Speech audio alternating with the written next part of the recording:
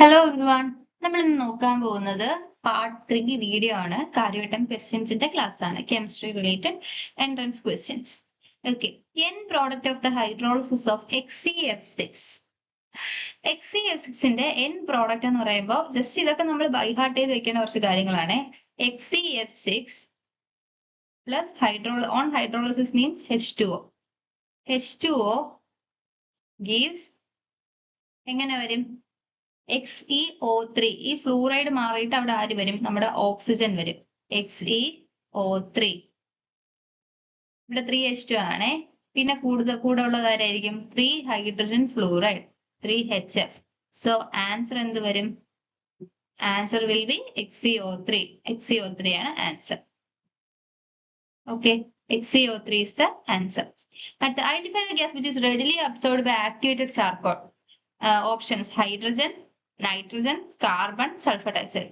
Sulphur dioxide ആണ് answer. Sulphur dioxide ആണ് എന്തുവാണ്? Readily absorbed by activated charcoal. ബാക്കി മൂന്നുപേരും അബ്സോർപ്ഷൻ തന്നെയാണ് ചെയ്യുന്നത്, പക്ഷെ ലെസർ എക്സ്റ്റെന്റിലാണ് വരുന്നത്. അതുപോലെ ഈ നമ്മൾ ഈ SO2 ഉണ്ടല്ലോ, SO2ന് ക്രിട്ടിക്കൽ ടെമ്പറേച്ചർ വളരെ കൂടുതലാണ്. അഡ്സോർപ്ഷന് വാല്യൂ ചെയ്യുന്ന കുറച്ച് കാര്യങ്ങൾ. സർഫസ് ഏരിയ കൂടുതലാണെങ്കിൽ അഡ്സോർപ്ഷൻ കൂടുതലായിരിക്കും. ക്രിട്ടിക്കൽ ടെമ്പറേച്ചർ കൂടുതലാണെങ്കിൽ അഡ്സോർപ്ഷൻ കൂടുതലായിരിക്കും. ടെമ്പറേച്ചർ കുറവാണെങ്കിൽ അഡ്സോർപ്ഷൻ കൂടുതലായിരിക്കും. അതുപോലെ ഓക്കെ, നമുക്ക് നെക്സ്റ്റ് ക്വസ്റ്റ്യനിലോട്ട് പോവാം. ഈ ക്വസ്റ്റ്യൻ ഞാൻ താഴെ എക്സ്പ്ലെയിൻ ചെയ്യാവേ. നെക്സ്റ്റ് സ്ലൈഡിൽ എക്സ്പ്ലെയിൻ ചെയ്യാം.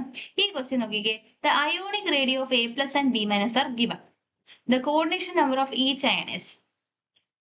നമ്മൾ പഠിച്ചിട്ടുണ്ട് അയോണിക് റേഡിയോ എന്ന് പറയുമ്പോൾ ഇപ്പം R+ഉം ബൈ R- എന്ന് പറഞ്ഞ് ഞാൻ എഴുതുകയാണേ. R+ R- എന്ന് പറയുമ്പോൾ തന്നിരിക്കുന്ന വാല്യൂസ് എഴുതുന്നു. 0.98 divided by 1.81.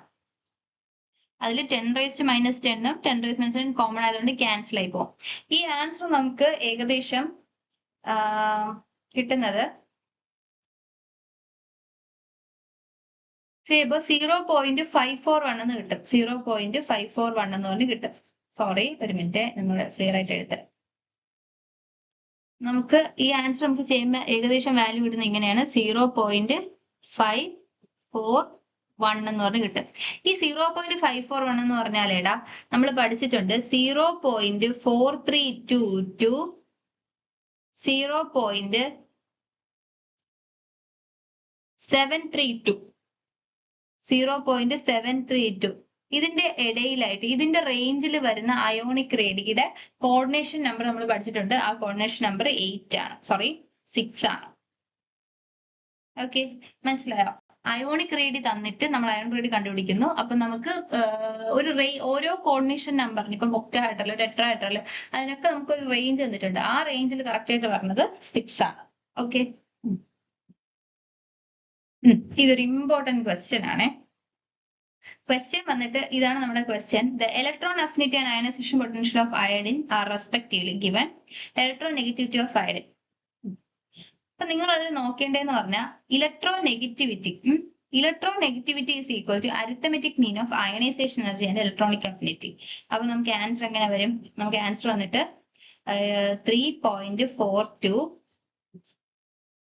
Plus 10.5 plus 10.5 divided by 2 3.42 plus 10.5 divided by 2 is equal to ഒരു വാല്യൂ കിട്ടും. ഇപ്പൊ ആ വാല്യൂ ഞാൻ X എന്ന് പറഞ്ഞെടുക്കുകയാണ്. ഇത് മുല്ലിക്കൻ സ്കെയിൽ എന്നൊരു സ്കെയിൽ ഉണ്ടല്ലോ, അതിന്റെ ഡെഫിനേഷൻ ആണ്. Mulliken scale is the arithmetic mean of in Mulliken scale, electronegativity is the arithmetic mean of ionization energy and electron affinity. അപ്പൊ നമുക്ക് കിട്ടിയ വാല്യൂ X ആണ്. നമുക്ക് പക്ഷെ നോർമലി നമ്മൾ ഡിപ്പിക്ട് ചെയ്യുന്ന ഏതിലാണ്? പോളിംഗ് സ്കെയിലല്ലേ നമ്മൾ നോർമലി പറയുന്നത്?